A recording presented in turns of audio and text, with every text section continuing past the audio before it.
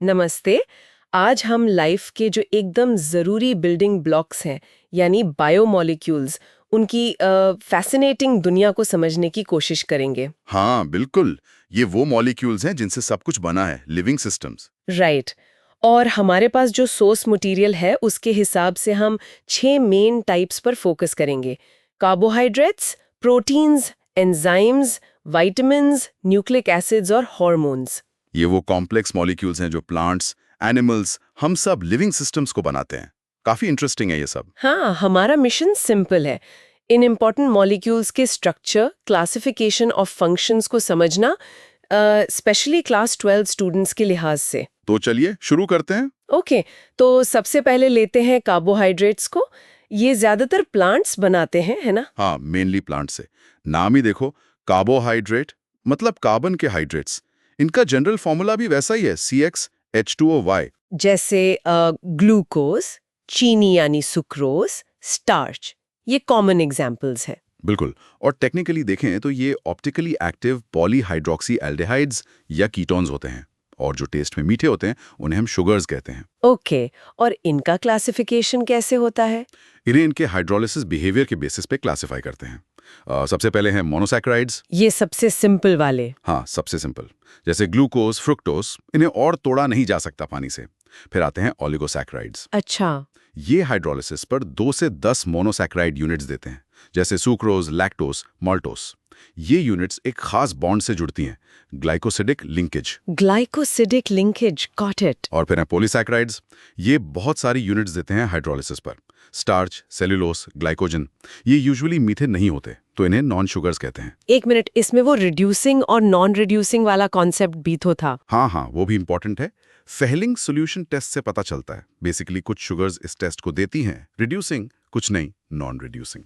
अच्छा, और इनका मेन काम एनर्जी देना तो है ही, राइट? हाँ, प्राइमरी रोल तो एनर्जी प्रोवाइडर का ही है, इंस्टेंट एनर्जी ग्लूकोज से।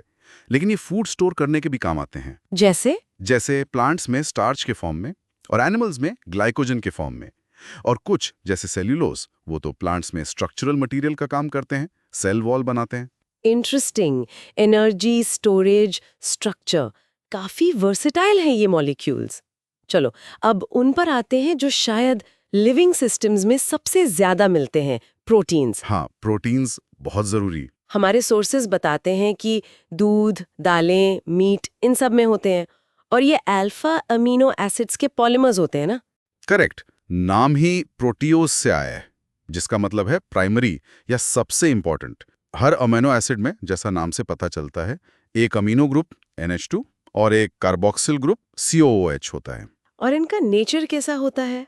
मतलब एसिडिक, बेसिक? वो डिपेंड करता है कि अमीनो और कार्बोक्सिल ग्रुप्स कितने हैं। अगर कार्बोक्सिल ज्यादा तो एसिडिक, अमीनो ज्यादा तो बेसिक, और बराबर तो न्यूट्रल। और वो इसेंशियल और नॉन इसेंशियल वाला फंडा? हाँ, एसेंशियल अमीनो एसिड्स वो हैं जो हमारी बॉडी नहीं बना सकती, हमें डाइट से लेने पड़ते हैं। नॉन एसेंशियल बॉडी खुद बना लेती है। ओके। पानी में ये एक इंटरेस्टिंग फॉर्म में रहते हैं, ज्विटर आयन। मतलब एक ही मॉलिक्यूल पर पॉजिटिव NH3+ से और नेगेटिव COO- से चार्ज दोनों होते हैं। अच्छा, इसीलिए ये एम्फोटेरिक होते हैं? एग्जैक्टली। मतलब एसिड और बेस दोनों की तरह बिहेव कर सकते हैं।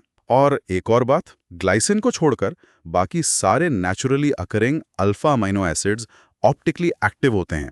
L कॉन्फ़िगरेशन वाले ज्यादा कॉमन है। और ये जुड़कर प्रोटीन्स कैसे बनाते हैं? ये जुड़ते हैं पेप्टाइड बॉन्ड से, CO-NH लिंकेज। जब बहुत सारे अमीनो एसिड्स जुड़ जाते हैं तो पॉलीपेप्टाइड चेन बनती है।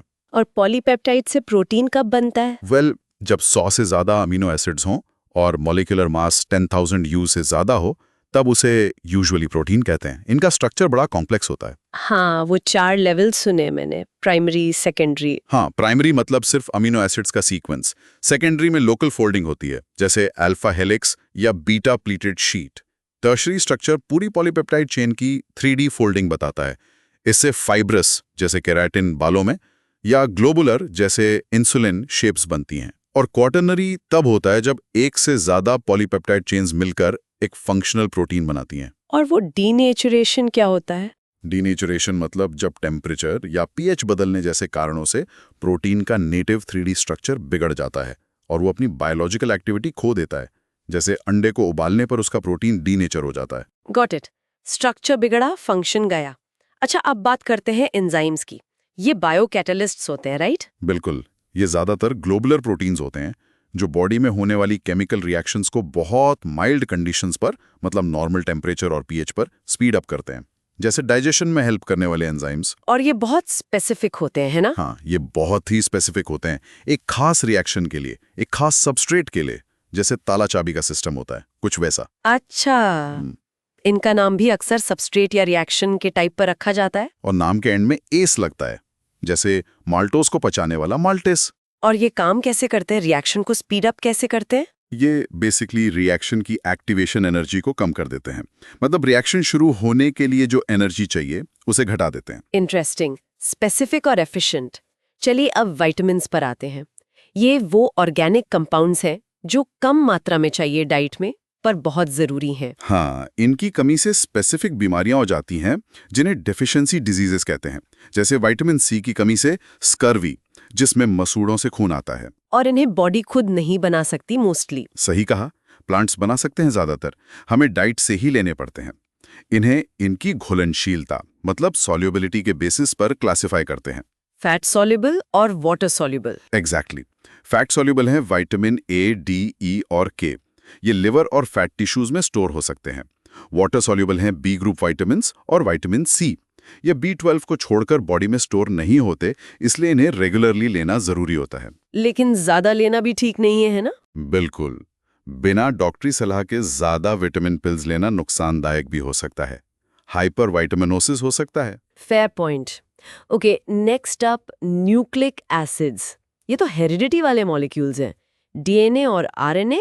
हाँ, यही हैं इंफॉर्मेशन कैरियर्स जो जेनेटिक इंफॉर्मेशन को एक जनरेशन से दूसरी में ले जाते हैं। सेल के न्यूक्लियस में, क्रोमोसोम्स में मिलते हैं ये, जो प्रोटीन्स और न्यूक्लिक एसिड से बने होते हैं। दो तरह के हैं ये, डीएनए और आरएनए। करेक्ट। डीएनए यानी डीऑक्सी राइबो न्यूक्लिक एसिड और आरएनए यानी राइबो न्यूक्लिक एसिड। दोनों ही न्यूक्लियोटाइड्स के लंबे पॉलीमर्स हैं, इसीलिए इन्हें पॉलीन्यूक्लियोटाइड्स भी कहते हैं। और ये न्यूक्लियोटाइड्स किस चीज से बने होते हैं? हर न्यूक्लियोटाइड में 3 कंपोनेंट्स होते हैं। एक पेंटोज शुगर, डीएनए में डीऑक्सीराइबोस, आरएनए में राइबोस, एक फॉस्फेट ग्रुप और एक नाइट्रोजन वाला बेस। वो ATCG वाले बेसिस? हाँ, डीएनए में होते हैं adenine A, guanine G, cytosine C और थाइमीन टी। आरएनए में थाइमीन टी की जगह यूरैसिल होता है, यानी AUCG। अच्छा, बेस और शुगर मिलके न्यूक्लियोसाइड, और उसमें फॉस्फेट जुड़ गया तो न्यूक्लियोटाइड। परफेक्ट। और ये न्यूक्लियोटाइड्स आपस में फॉस्फोडाइएस्टर लिंकेज से जुड़कर लंबी चेन्स बनाते हैं। और डीएनए का वो फेमस डबल हेलिक्स स्ट्रक्चर, वो वॉटसन और क्रिक ने दिया था। इसमें डीएनए की 2 पॉलीन्यूक्लियोटाइड चेन्स एक हेलिक्स में लिपटी होती हैं। ये दोनों चेन्स हाइड्रोजन बॉन्ड से जुड़ी रहती हैं और बेस पेयरिंग बहुत स्पेसिफिक होती है। ए हमेशा टी से जुड़ता है 2 हाइड्रोजन बॉन्ड से, और जी हमेशा सी से जुड़ता है 3 हाइड्रोजन बॉन्ड से। इसे कॉम्प्लीमेंट्री बेस पेयरिंग कहते हैं, राइट? बिल्कुल। आरएनए आमतौर पर सिंगल स्ट्रैंडेड होता है, हालांकि उसमें भी फोल्डिंग हो सकती है। और इनका फंक्शन?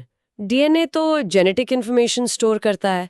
हाँ, डीएनए का मेन काम है जेनेटिक ब्लूप्रिंट को संभाल कर रखना, और आरएनए के अलग-अलग टाइप्स जैसे एमआरएनए, आरएनए, टीआरएनए प्रोटीन बनाने के प्रोसेस में, यानी प्रोटीन सिंथेसिस में मदद करते हैं। ओके, फाइनली आते हैं हार्मोन्स पर। ये बॉडी के केमिकल मैसेंजर्स हैं। सही। ये एंडोक्राइन ग्लैंड्स में बनते हैं, फिर ब्लड में रिलीज होते हैं और ब्लड के जरिए अपने टारगेट सेल्स या ऑर्गन्स तक पहुंचकर अपना मैसेज देते हैं। Intercellular messengers. केमिकली ये क्या होते हैं? ये अलग-अलग तरह के हो सकते हैं। कुछ स्टेरॉइड्स होते हैं, जैसे सेक्स हार्मोन्स, एस्ट्रोजन, टेस्टोस्टेरोन। कुछ पॉलीपेप्टाइड्स होते हैं, जैसे इंसुलिन, और कुछ अमीनो एसिड डेरिवेटिव्स होते हैं, जैसे एड्रिनलिन या एपिनेफ्रीन। और इनका काम क्या है बॉडी में? इनका काम बॉडी में बैलेंस बनाए रखना है, होमियोस्टैसिस। जैसे इंसुलिन ब्लड शुगर लेवल को कंट्रोल करता है, ये ग्रोथ और डेवलपमेंट को भी रेगुलेट करते हैं, और बाहरी स्टिमुलस पर बॉडी का रिस्पॉन्स कैसा होगा उसमें भी इनका रोल होता है। थायरॉक्सिन, जिसके लिए आयोडीन जरूरी है, मेटाबॉलिज्म कंट्रोल करता है। ग्लूकोकॉर्टिकॉइड्स कार्बोहाइड्रेट मेटाबॉलिज्म में रोल प्ले करते हैं। वाह, तो ये सारे बायोमोलिक्यूल्स मिलकर लाइफ को चलाते हैं। मतलब ये सब क्या दिखाता है? कैसे सिंपल नॉन लिविंग एटम्स और मॉलिक्यूल्स मिलकर इतने कॉम्प्लेक्स, इतने ऑर्गेनाइज्ड स्ट्रक्चर्स बनाते हैं जो लाइफ को सस्टेन करते हैं। हाँ, कार्बोहाइड्रेट से लेकर हार्मोन्स तक हर मॉलिक्यूल का अपना एक स्पेसिफिक बहुत जरूरी रोल है। सब कुछ कितना इंटरकनेक्टेड है। बिल्कुल। Energy, structure, catalysis, information, regulation, सब कुछ इन्हीं मॉलिक्यूल्स पर डिपेंडेंट है। और इससे एक बड़ा सवाल भी दिमाग में आता है। अगर लाइफ इन्हीं नॉन लिविंग एटम से बने कॉम्प्लेक्स मॉलिक्यूल्स का एक हाईली कोऑर्डिनेटेड फंक्शन है, तो फिर केमिकल लेवल पर लिविंग और नॉन लिविंग के बीच की जो लाइन है वो कितनी क्लियर है या कितनी धुंधली? ये वाकई सोचने वाली बात है कि कहाँ केमिस्ट्री खत्म होती है और बायोलॉजी शुरू होती है, या क्या ये बस अलग-अलग लेवल पर एक ही चीज को देखना है? हाँ, इस पर विचार किया जा सकता है।